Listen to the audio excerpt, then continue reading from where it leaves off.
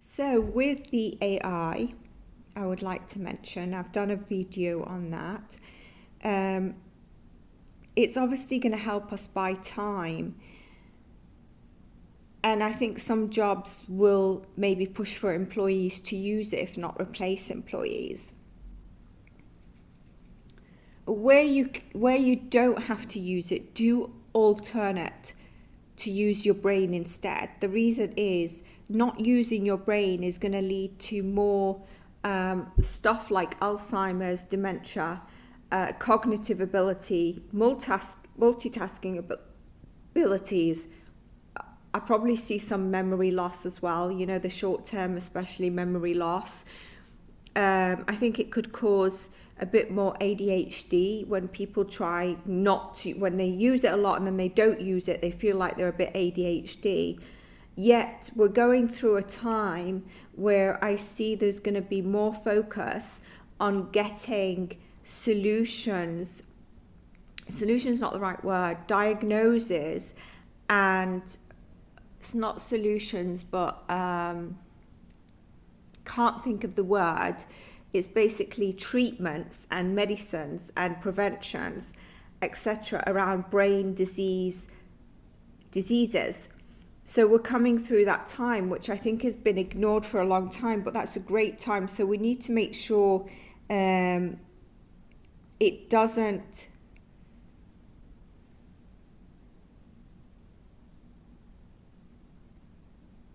we have a breakthrough positive direction here, but then we might be regressing in this way. So to get the full positivity that we can from these breakthroughs that I see coming for us, obviously it's going to take a decade or so, but we'll start seeing it over the years.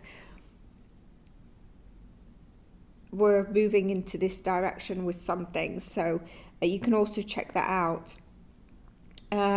I think I've got it here noted. So about at the end of November, towards the end of November until February, I think we might see tariffs on India being lowered from the US.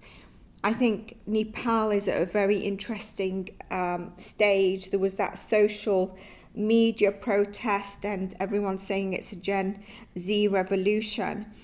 But what I was getting with that is that there was a seed planted a couple of years ago, and I felt like it was like a politician or someone from the US 2 years ago, so you might know who it is from what administration, visited Nepal, and I don't see it being a male, so it might be a member of a party, and it's kind of like something was rooted then.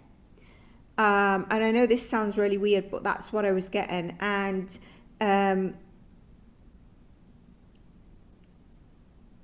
they are in an important transition, because I think there's indirect election for them, Nepal, but I think they're going to be trying to work towards direct elections. So they're having important shifts, and I don't know anything about them politically. So I'm not going to say I'm going to read on it, but if it comes up again, I'm going to have to read on it to really know. I think Nepal at some stage was getting closer to the big country C, and I don't think the US likes that much. And Nepal was getting actually some support from C.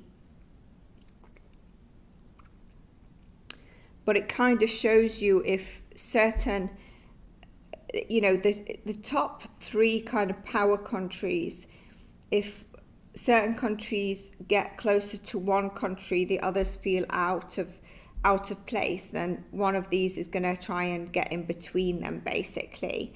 But I do think that Nepal will move in a better direction. Poland is in a very interesting space, and Russia will be going through a big transformation, and it's going to continue to drag out with Ukraine and Russia until 26-27. But I don't think Ukraine is going to be emerging as it wishes to by November, December. We're going to see signs of this. what we're seeing is what we've shared in previous predictions, that, which is, one sign of it was BRICS being set up, but it's a decline of Western power. And that's not that they're going away, but their power is not going to be as dominant because you've got other countries that are allying, trading, and if one falls out with the other, there being an alliance to the other. So it's kind of that kind of power of the Western only dominating. And if you have a fallout with them for a temporary period of time, it's never a long time, that you are totally doomed. That's not there anymore. So we're seeing the decline. And there's definitely planted hate in individuals. And you've got to be careful with that. Don't even listen to it. I do want to mention something. I watched the 101 Dalmatians movie 1996, and when it got to the end, I was like, oh, that's why it's called 101 Dalmatians. I totally forgot because I watched it as a cartoon when I was a kid. And there's a boy in that in there, and he said, and the sentence really struck me. He said, it's not hate that's important, it's annihilation. And I think when I look at what's happening with the crimes, I don't think they understand. And it's not hate that they're feeling, it's annihilation. And I found that really, really interesting. So what do you think about that? Does anyone remember that sentence? I think it's it struck straight to me. I had to pause, especially with the crime, the assassin kind of stuff. Everything that we're seeing, where also it's about complete destruction, and then also getting the power of the attention globally, social media, YouTube, etc. Let me know in the comments what you think about that. I thought that was very interesting.